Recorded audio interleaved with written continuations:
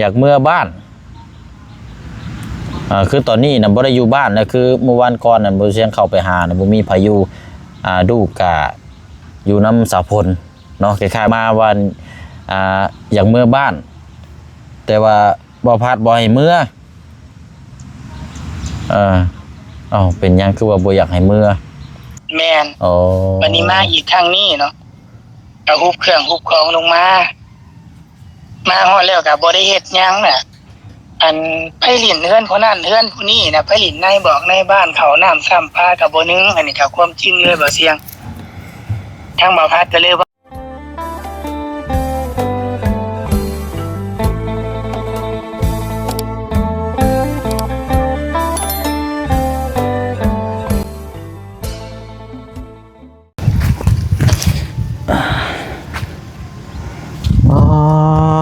โหดแท้นี่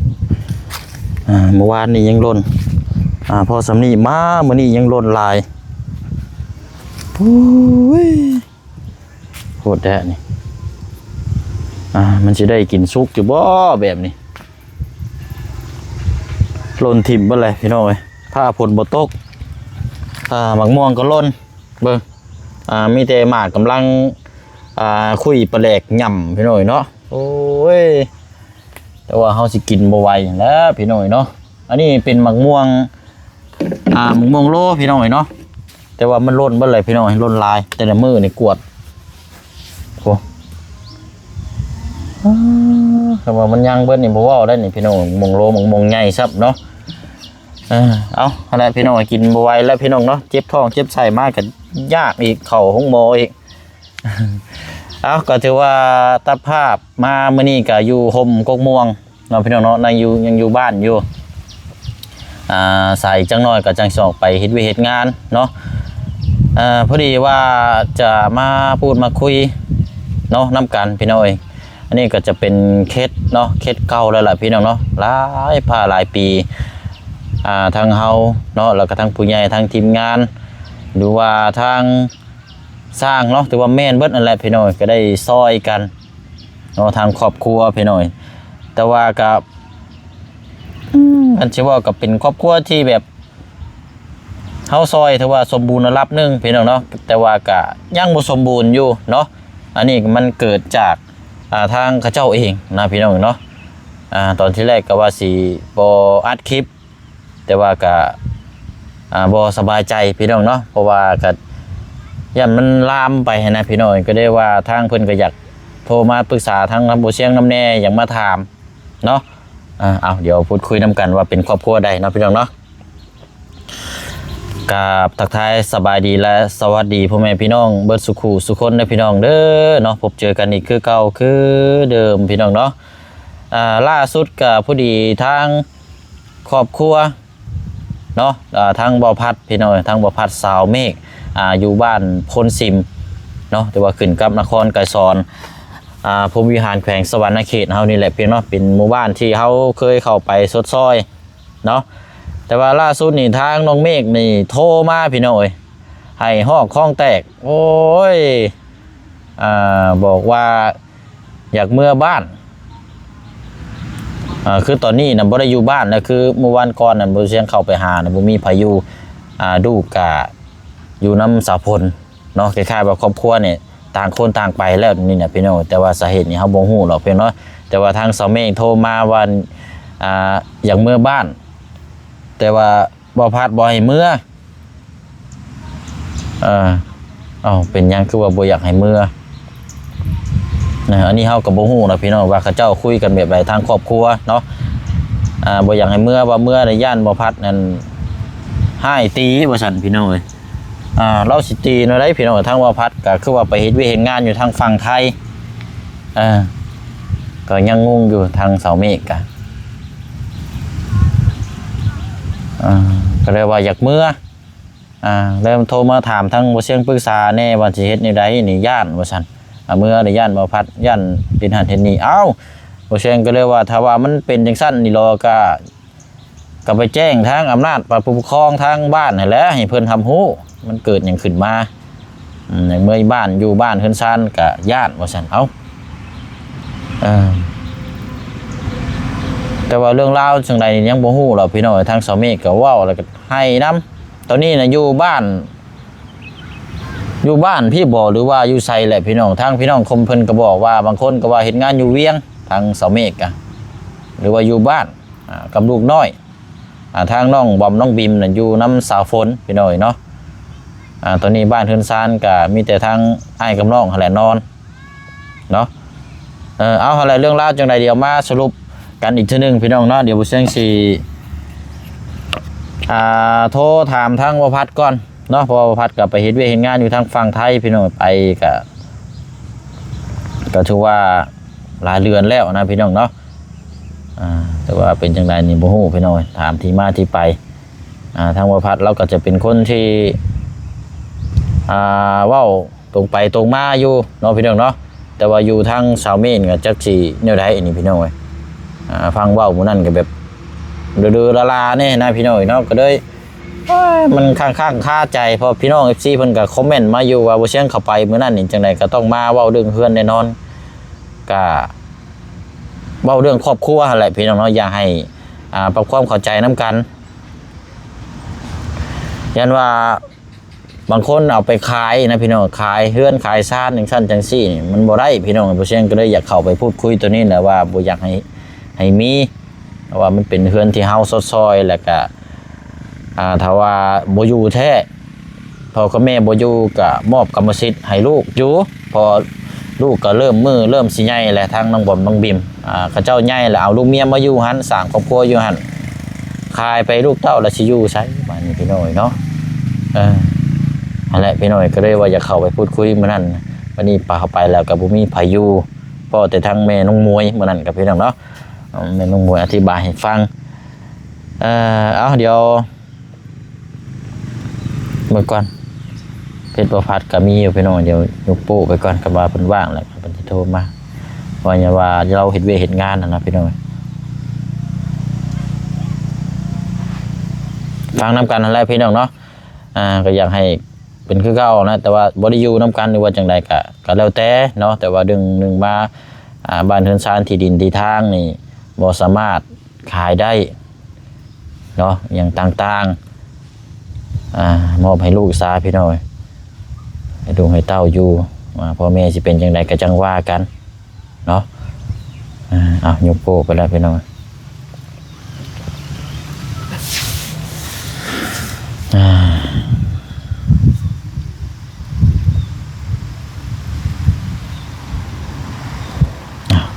โทรไปแล้วล่ะ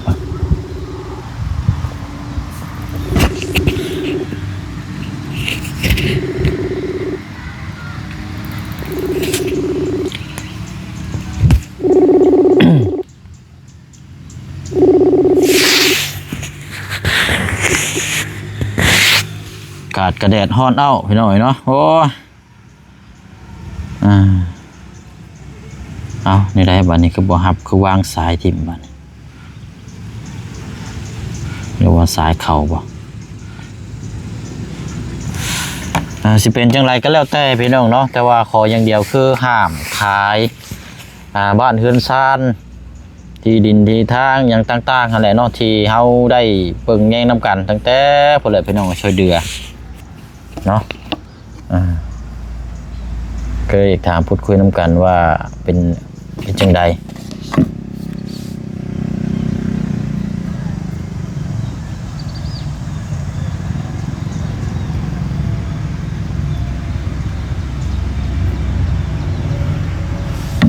เพราะว่าทางเสาเมฆนี่ก็โทรเมื่อหาทางแม่น้องเปลวได้พี่น้อยโทรมาหาทางบุเชียงนี่บ่กล้าและโทรหาทางแม่น้องเปลวทางแม่น้องเปลวเว้าเนี่ยโทรแม่น้องเปลวก็ได้เล่าให้ฟังเราอธิบายให้ฟังว่าเสาเมฆโทรมาน่ะว่าทางวพัฒน์บ่ใหญ่อยู่เฮือนซ่าล้านแป้นว่าซั่นพี่น้อยพอดีแล้วเดี๋ยวพานํกันเราโทรมาเลยพี่น้อยฮัลโหลโดยสบายดีบ่เสียงโดยบ่พัดโดยเมื่อกี้นี่คุยกับหมู่โดยพอดีอัดคลิปเด้อโดยเดี๋ยวว่าตอนนี้อยู่ไทยตอนนี้เนาะ อันแม่ตอนนี้ยังอยู่อุบลอยู่อะเสียง อ๋อเห็นงานอยู่อุบลบ่ มาอันนั้นมาแลนเอกสารมาแลนหนังสือมาต่อพาสปอร์ต อ๋ออืม โดย อ๋อนี่จะว่าไปเฮ็ดเวียกงานได้จักเดือนแล้วก็ว่าพัด น่าจะมาได้2 เดือนนะบ่เสียง2 เดือนนี่แหละ อ๋อ2 เดือนปลายเนาะ แม่นเดี๋ยวนี้ก็ยังบ่ได้เฮ็ดหยัง อืม ไปออกทุกทางแบบเนี้ยจริงไปได้บ่เสียงบ่ได้เข้าไปทางบ้านพุ่นสิมบ่ ก็เข้าไปอยู่เข้าไปล่าสุดนี่แหละเข้าไปเยี่ยมยามแต่ว่าก็คือในคลิปนั่นแหละเข้าไปเบิ่งอยู่แต่ว่าบ่มีพายุต่างคนก็ต่างเฮ็ดเวียกเฮ็ดงาน โดย ว่าอันนี้แหละว่าพัดได้ว่าอยากว่าสิบ่ถามแต่ว่ายันว่ามันเป็นหันเป็นนี่มาก็เลยบ่อยากให้มันเป็นน่ะนะอันว่าทางเสาเมฆนั่นโทรมาว่าเรานั่นบ่ได้อยู่เฮือนแหละเรา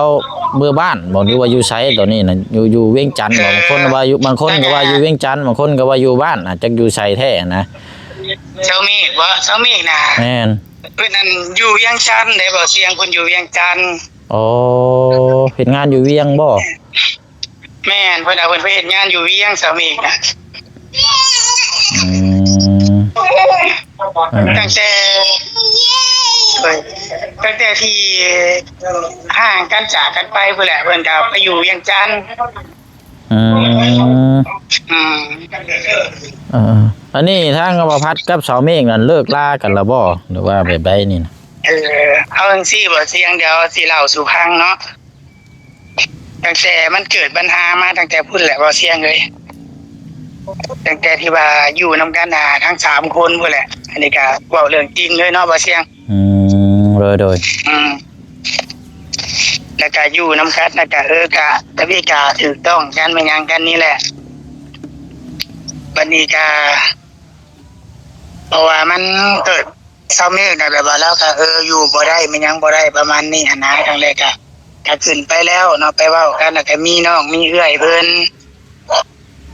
เรื่อยๆเพิ่นก็เลยบอกว่าเป็นจังได๋สามันก็เป็นมาแล้วก็อยู่นำกันไปหั่นน่ะ เรื่อยเพิ่นก็ว่าบ่อยากให้ไปห่างกันบ่อยากให้ทิ่มกันอดทนเอากันไปแต่เพิ่นมีลูกมีเต้านำกันแล้วเพิ่นก็ว่าฮอดยามมันวิทย์มันก็วิทย์กันสู้ยังหักยังมักกันก็อยู่นำกันก็บ่ได้ว่าใดๆทางนี้บ่พาดก็ว่าก็อยู่นำกันไปมาฮอดอีกคนหนึงเนาะหลังจากที่เว้ากันมาแล้วก็ยังบ่ได้ปาได้ห่างกันดอกก็มาอยู่นำกันคืนคือเก่าเอาพอดีตกช่วงประมาณเดือน6เดือน7เนาะเฮ็ดปวกออกไม่ออกทางบ่พัดก็มื้อหาออกหาเฮ็ดขายอยู่บ้านก็บ่ได้สู่อยู่เฮือนดอกก็เอาเงินเอาคำมาให้เพิ่นใช้อันแหละ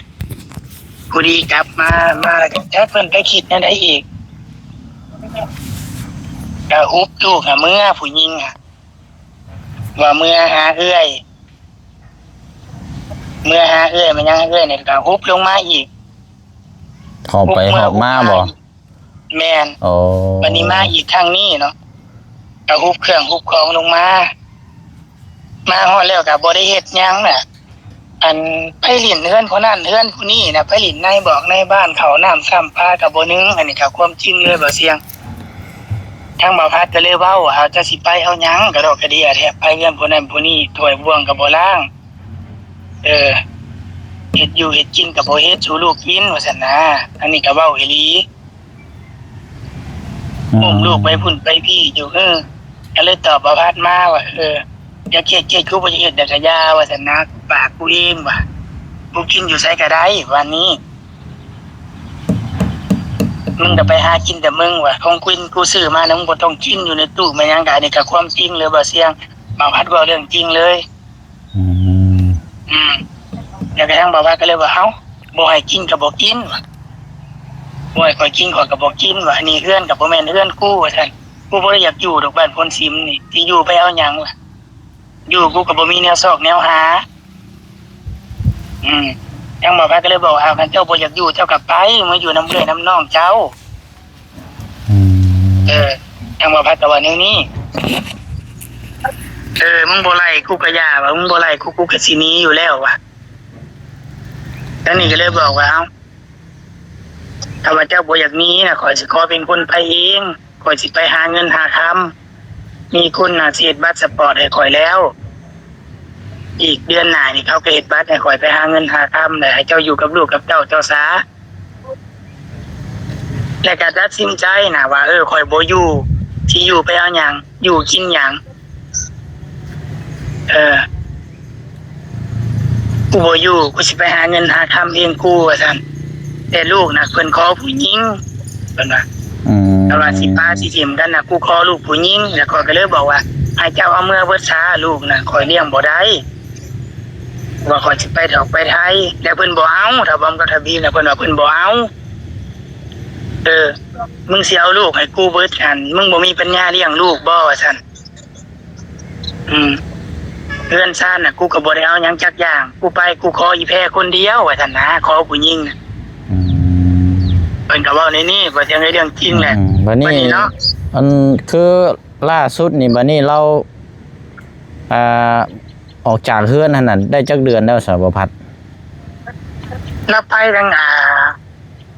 เบิ่งเด้อบ่เสียงก็เราไปปากเทแล้วก็กลับคืนมาเนาะไปหาเงินปากเทแล้วมาไปช่วงเจ้าเขาเบิ่งแล้วไปช่วงกับเดือน10เดือน11แล้วไปช่วงอันสิฮอดบุญแข่งเรือนี่นะบ่เสียงเดือน11ช่วงเดือน11เนาะแม่เราไปเดือน11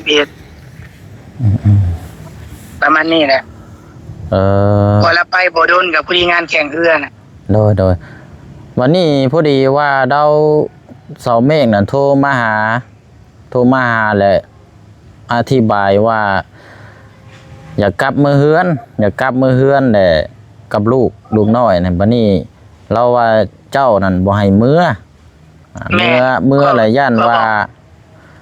ย่านเจ้าตีย่านเจ้าอันนี้เฮ็ดไส้หยังเนี่ยเราเว้านะก็เลยบอกแบบนี้บ่เสียงเนาะคือเราตัดสินใจไปแล้วเหมือนบ่แล้วบอกว่ากูบ่ห่วงหยังเฮือนซ่านกูก็บ่ห่วงกูยกให้มึงกับลูกอยู่รถแต่ว่าเฮือนนั่นขอบอกว่าคันเจ้าสิป้าไว้นี่กับป้าแต่ลูกเจ้าน่ะแต่ว่าเฮือนซ่านบ้านซองน่ะคอยท่าลูกคอยใหญ่แล้วคอยสิเจ้ามาโอนชื่อให้เป็นลูกคอยชื่อลูกคอยบักบอมบักบีมคอยว่าอีแพ้แต่ว่าลูกคอย3คนหั่นจังได๋ก็ยังเป็นลูกคอยคือเก่าถึงเจ้าสิป้าสิถิ่มเมียนเฮือนน่ะก็อยู่คือเก่าแต่ว่าเจ้าอยากได้ลูกได้ผัวเจ้าก็เอาแต่บ่ให้พามาอยู่เฮือนหลังนี้ข่อยว่าอีหลีว่าเฮือนหลังนี้น่ะมันเป็นแต่ว่าเฮือนหลังนี้น่ะมันเป็นสิทธิ์ของลูกข่อยมันเป็นสิทธิ์ข่อยกับเจ้าแต่บ่ให้เจ้าเอามาเจ้าเอาลูกเอาผัวก็คือเจ้าพากันปลูกปลูกพามอยู่บ้านอยู่ซองเจ้าเอง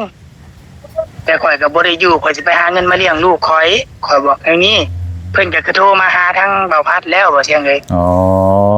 บัดนี้เบาพัดก็เลยบอกว่าเจ้าเป็นคนตัดสินใจไปเองเจ้าเป็นคนตัดสินใจบ่อยากอยู่เจ้าก็บอกว่าอยู่สิกินหยังเฮ็ดหยังซอกหยังแล้วบัดนี้เลยเจ้าอยากกลับคืนมาน่ะเขาก็เลยบอกว่าบ่มาก็อย่ามันขาดก็ขาดไปมันจบก็จบไปมันวิตก็วิตไปข่อยก็ว่าถ้าเจ้าหักไผมักไผเจ้าก็เอาถ้าข่อยหักไผมักไผข่อยก็สิเอาก็ว่าแต่ข่อยน่ะบ่ขอเอาไผข่อยว่าข่อยสิขออยู่เลี้ยงลูกเลี้ยงเต้าข่อยให้มันใหญ่ข่อยว่าถ้าว่าเอามาก็เอาสิมาข่มตีลูกข่อยมาตีลูกข่อยบ่อยากได้ข่อยว่าข่อยเลยว่าบ่มาก็อย่าข่อยว่าให้อยู่นำเอ้ยนำน้องเจ้าซาข่อยว่าแค่ว่าคือบ่พัดได้เว้าอีหลีแค่ว่าเราสิมาอยู่หั่นแหละเราสิมาอยู่แต่ว่าอยู่กับคนใหม่หรือว่าซั่นน่ะบ่เชิงบ่ได้ถามแต่ว่าอย่างงูว่าแบบไปที่มาแบบใดนะแล้วเพิ่นก็เลยบอกว่าอยากมาขอมาอยู่เฮือนอยู่ซ่านน่ะอยากให้ข่อยนี่ส่งเงินส่งคำให้เพิ่นข่อยว่าเป็นไปบ่ได้แต่เจ้าสิเพิ่นว่าให้เจ้าส่งเงินส่งคำให้ข่อยเพิ่นได้ข่อยสิมาอยู่เฮือนอยู่ซ่านข่อยบอกว่าเป็นไปบ่ได้มันจบกันแล้วมันเลิกกันแล้วข่อยบ่มีวันสิย้อนคืนอันนี้จ้าเว้าลูกเว้าดีบ่เสียงเลยเขาก็ว่าคันเฮาผู้เก่ามันก็คือเก่าเจ้าสิมาจังได๋เจ้าก็คือเก่า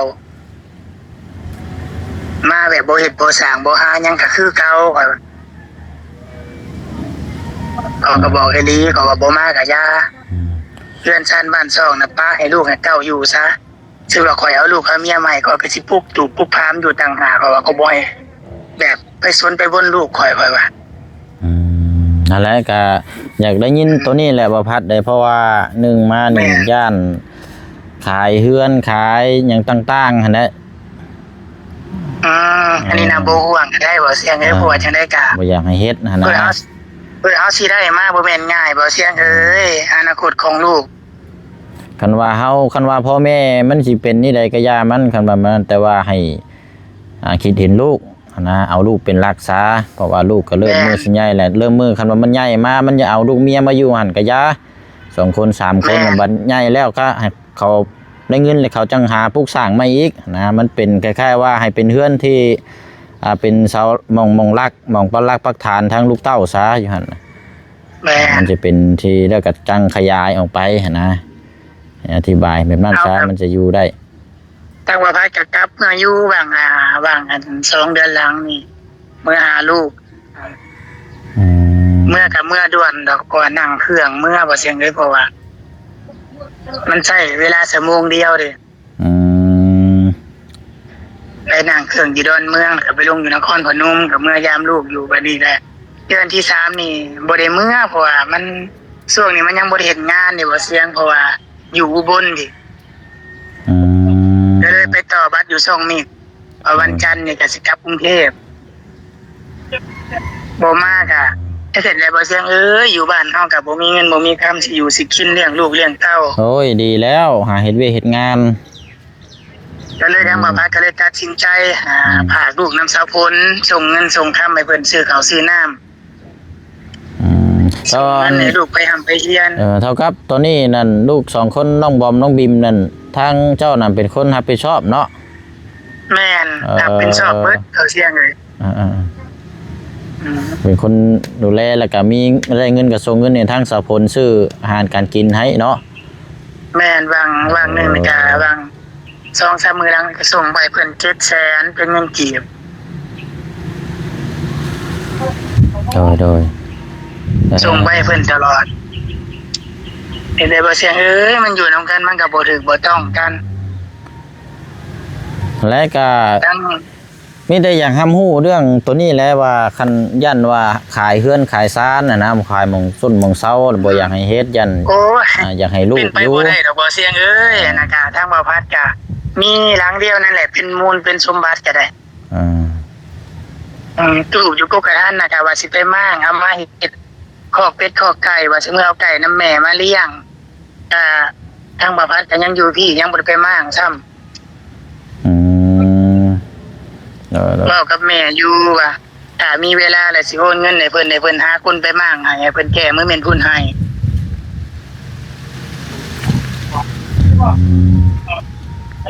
เป็นจังได๋ล่ะทางนี้สาวเมฆก็ทางบ่ว่าจะเพิ่นอยากไปเองเพิ่นได้บ่เสียงอันนี้ก็บอกความจริงแต่เพิ่นอยากไปเองอันนี้น่ะเราอยากไปเองเนาะแม่นอยากไปเองแต่ว่าอันนี้ก็แบบอยากให้อยู่แต่ก็บ่อยู่พอไปฮอดแล้วบัดนี้เนาะไปฮอดเวียงจันทน์แล้วก็ไปทำงานได้ประมาณจักเดือนมา2เดือนหรือเดือนไปแหละโทรมาอยากกลับคืนมาอยากกลับมาอยู่น้ำข่อยคืนทั้งข่อยบ่ฮักบัดนี้ข่อยบ่ฮักแต่ลูกเจ้าน่ะข่อยกินฮอดมีเงินมีคำข่อยสิส่งเขาว่าแต่ว่าเจ้าน่ะข่อยบ่เอาแล้วขออยู่ตัวคนเดียวเลี้ยงลูกเลี้ยงเต้าแต่ว่าเฮือนซ่านน่ะเจ้าอยากมายามลูกยามเต้าน่ะข่อยให้มาได้แต่เจ้าสิมาย้อนมาอยู่แบบน้ำข่อยแบบนั้นน่ะข่อยบ่ให้มาข่อยว่าแต่สิว่ามานอนดำของดำคืนแล้วพากันเมื่อเฮือนเมื่อซ่านเจ้าน่ะมาได้ทางนี้น่ะให้มาแต่ว่าใบตลอกตะดินและเก็บไว้จะดีเนาะสิ่งของมันสำคัญนั่นแหละแม่อันนี้น่ะผากน้ำสาวพลเบิดแล้วบ่เสียงเพราะว่า1มานี่ทางพ่อแม่นี่เป็นหยังก็ยากหรอกแต่ว่าถ้าเฮาไว้ตัวนี้มันเฮียเสียหายมานี่มันสิยากแม่ทางบ่พัดผากน้ำสาวพลเมียนใครอยู่ซะอันนั้นก็แม่สาวพลน้ำเมียนคันว่าอนาคตคันว่าเสาเมฆเราอันนี้ก็ให้เราไปเซ็นมอบกรรมสิทธิ์ให้ลูกเต้าเอาตัวนี้ใบตะดินเนี่ยไปยืนยันทีนึงแม่นบอกกับเพิ่นอยู่บอกกับเพิ่นว่าฐานถ้าบอมถ้าพิมพ์ใหญ่แหละ ให้เจ้าลงมาเซ็นมอบกรรมสิทธิ์ให้ลูกอ่ะ อืม ข่อยนะบอกข่อยก็บ่ขอเอาหยังคือการบ่เฮือนซ่านน่ะขอแต่ลูกว่ามีอยู่มีกินมีหม่องตั้งรักทานก็พอค่ะข่อยนั้นมื้อสิเฒ่าแล้วข่อยว่าข่อยก็บอกกับเพิ่นแล้ว เจ้าบ่ต้องห่วงว่าย่านข่อยขายเฮือนขายซ่านน่ะเจ้าบ่ห่วงก็อย่าข่อยว่า อืมอืมอืม ข่อยบ่คิดแบบนั้นข่อยก็บอกกับเพิ่นเบิดบ่เสียงเลยบอกเบิดทุกอย่างแล้ว แต่ว่าเพิ่นก็ขึ้นมาจังได๋เฮาก็มันบ่ฮับเลยดิบ่เสียงข่อยบ่เอาแหละ เพราะเราเป็นคนไปเองเนาะ แม่นเพิ่นเองเนี่ยไปอยู่กับบ่อยู่มีแต่อยากไปอยากหนีเอง อืมอืมอืม แต่บัดนี้ล่ะค่ะโทรไปหาผู้นั้นโทรไปหาผู้นี้มื้อน่ะค่ะคือว่าโทรไปหาสาวมุกดา อืม โทรไปหาสาวมุกดากับสาวนวลว่ะ อืม ว่าเห็นสาวคุณบอกว่าสาวมุกดากับสาวนวลเข้าไปข้อยก็เลยบอกว่าอยู่ในเฮือนหลังนั้นน่ะบ่พาให้ไผเข้าไปถ่ายนอกจากบ่ใส่บ่เสียงเข้าไป เพราะมันเป็นมันท่ายบ่ได้หรอกอันนั้นน่ะมัน แม่น ก็สิเฮ็ดหยังมันก็บ่ได้หรอกเพราะว่ามัน ก็ว่าอันว่าสาวคุณแบบบ่พาให้ไผเข้าไปเด้อว่าเรื่องนี้น่ะข้อยยังบ่อยากอันนั้นมีแต่ผู้ใดฮอดมือฮอดยามมันน่ะก็ข้อยสิโทรหาเบาเสียงเองถ้าผู้ที่อันโทรขอเพจนำแม่น้องมวย อืม แม่น้องมวยก็เลยส่งเพจมาให้ก็บอกว่าจะมีเพจเบาเสียงบ่วะ อืมอืม ส่งเพจเบาเสียงมาแน่เพิ่นก็เลยส่งให้ทางว่าพักเพจไป เอาล่ะซะเนาะมีแต่ว่าฟังไปฟังมาแล้วก็สิประมาณนี้แหละเนาะ แม่นเบาเสียง เดี๋ยวทางเจ้าก็เฮ็ดเวยกเฮ็ดงานเนาะได้เงินได้หยังก็ส่งเงินมาให้ลูกซื้ออยู่สิกินนั่นแหละดีแล้วว่าพัดเลย แม่น ทางนั้นก็กันไปแล้วก็คันว่าจะกลับมาก็ตัวว่าแน่เนาะกลับมากับผู้กับครองคนใหม่มันก็บ่คักบ่แน่ปานใดเนาะ แม่นถ้าเพิ่นเอาเสียลูกเอาผัวใหม่อ่ะ อืม บ่ให้มาถ้าว่าเพิ่นอยู่ตัวคนเดียวน่ะอยากมาเยี่ยมมายามลูกน่ะมาได้เบาเสียงเลย อืม ให้มาได้แต่ว่ามาก็คือแบบเพิ่นอยากอยู่เลยนะทั้งเฮาบ่าวพัดนี่บ่ยอมรับใช้ชีวิตแบบอยู่เลยว่าซั่นซะก็เทิดว่าตัดสินใจไปเลยก็ไปให้มันวิทย์ซะประมาณนี้ โดย คือเขาเลือกทางไปเองเนาะก็ตะกี้ก็ทักเฮาว่าสิไปเองแต่เพิ่นว่าขอไปเองว่าบ่อยากอยู่ อืม บ่อยากอยู่บ่อยากหยังโดยเอ้ยคุยกับเบาเสียง เอาล่ะมีแต่ว่าเฮ็ดเวียกเลยก็ได้ว่าพัดเด้อซะเด้อ โดย โอเคแล้ว สวัสดีเด้อเบาเสียงเด้อ โดยเอาตั้งมุกตั้งใจเนาะอยู่ดีมีแห้ง โดยเบาเสียงโดย โดย สุขดีบ๊ายบายเบาเสียง โดย เอา เป็นจังได๋ โอเคเอาละพี่น้อยเฮ็ดงานเนาะต่างคนต่างแยกไปคนละทิศคนละทาง แต่ว่าก่อนจะแยกก่อนจะไปนี่ก็มีเหตุมีผลเนาะว่าทางสำนักนี่เป็นคนที่ออกไปเว้ากันแล้วว่าคือจะบีกันนั่นแหละพี่น้อยแต่ว่าก็เราเป็นคนออกไปพอไปเฮ็ดงานมันบ่นี่ก็จะกลับมาแหละทางบ่พัดก็เลยบ่รับเอาเนี่ยเราโทรมาหาบ่เสียงมื้อนั้นน่ะพี่น้อยมาแล้วยันบ่พัดให้ซั่นจังซี่ก็มาฟังเหตุผลแล้วก็คนที่ไปเนี่ยเว้าว่าบ่สิบ่มาใกล้ให้พี่น้องเอาแต่ลูกไปคนเดียวลูก2คนเนี่ยทางบ่พัดรับผิดชอบดูแลแต่ว่าอยู่น้ำสะพลอยู่ตอนนี้ครับพี่น้องเนาะเอาสรุปแล้วก็ประมาณนี้เนาะพี่น้องเนาะมาพูดมาคุยให้พี่น้องฟังนำกันเนาะเพราะว่าเป็นอย่างจังว่าสั้นมันเป็นเคสอีกเคสหนึ่งแล้วก็เป็นอีกเรื่องเล่าอีกเรื่องหนึ่งที่พี่น้อง FC แล้วก็ตั้งผู้ใหญ่ที่ติดตามพี่น้อง 2-3 ปีระยะที่ผ่านมาเพราะว่าเรื่องราวที่เฮาเคยติดตามเคยเบิ่งนํกันน่ะบ่ว่าสิดีบ่ว่าสิเลวบ่ว่าสิร้ายบ่ว่าสิเกิดหยังขึ้นเนาะทางผู้เชี่ยวชาญถ้าว่าจำเป็นนะผู้เชี่ยวชาญก็จะมาอัดให้พี่ให้น้องได้รับได้ชมติดตามแล้วพูดคุยฟังเหตุผลนํกันเนาะพี่น้องเนาะบางเทื่อบางที่ไปฮอดแล้วปั๊บนี่ขายหันขายนี่ไปแล้วนี่ผู้เชี่ยวชาญคือบ่ไปแก้คือบ่ไปเว้าจังซี่เดี๋ยวสิย้อนมานะพี่น้องผู้เชี่ยวชาญบ่อยากให้เป็นอย่างนั้นก็เลยเอามาพูดมาคุยให้พี่ให้น้องฟังนํกันเนาะพี่น้องเนาะเอาเหตุผลกับประมาณนี้แหละพี่น้องมีแต่ว่าก็ให้ตั้งมุกตั้งใจเนาะแต่ละคู่แต่คนก็หาอยู่หากินสร้างครอบครัวใหม่ รือว่าจังใดก็แล้วแต่เนาะเฮ็ดจังใดก็ได้พี่น้องให้ชีวิตมันดีขึ้นเนาะให้ลูกให้เต้าแต่ว่าบ้านเฮือนซานลานแป้นทุกทรัพย์สินทุกสิ่งทุกอย่างที่เฮาซื้อให้นี่ก็บัดนั่นแหละพี่น้องมอบให้ลูกเราเนาะพ่อแม่มันบ่เป็นตาได้เลยพี่น้องหรือว่าจังใดเนาะแต่ว่าก็ขึ้นอยู่กับทางบ่พัดเนาะบ่พัดก็อีกแนวนึงทางสะเมฆก็อีกแนวนึงมันบ่ต่างคนต่างคิดนะพี่น้องมีแต่ว่าเบิ่งแล้วนี่เมื่อหลังนี้อาจจะลูกใหญ่มาเดี๋ยวมอบกรรมสิทธิ์ให้ลูกเต้าเป็นคนดูแลดีกว่านะพี่น้องเนาะว่าเขาเจ้าก็ต่างคนก็ต่างอันนี้กันแล้วนะพี่น้องเลิกลากันได้เนาะไปอะไรพี่น้องเนาะลาพี่ลาน้องก่อนแล้ววันนี้พี่น้องเดี๋ยวสิได้ไปเวียกงานต่อก่อนเนาะพี่น้องเนาะเพื่อพบเจอกันในคลิปหน้าเนาะพี่น้องเนาะคลิปนี้มาพูดมาคุยน้ำกันเนาะพี่น้องเนาะเอาลาพี่ลาน้องก่อนเด้อพี่น้องเด้อเนาะสบายดีปีใหม่เนาะวันสงกรานต์เนาะพี่น้องเนาะเดินทางก็ให้ตลอดและปลอดภัยถึงที่จุดหมายปลายทางทั้งฮอดครอบครัวและพี่น้องเด้อเนาะปีใหม่นี้เนาะพี่น้องเนาะลาพี่ลาน้องไปก่อนบ๊ายบายเด้อพี่น้องเด้อเนาะสบายดีพี่น้องเนาะไปเนาะ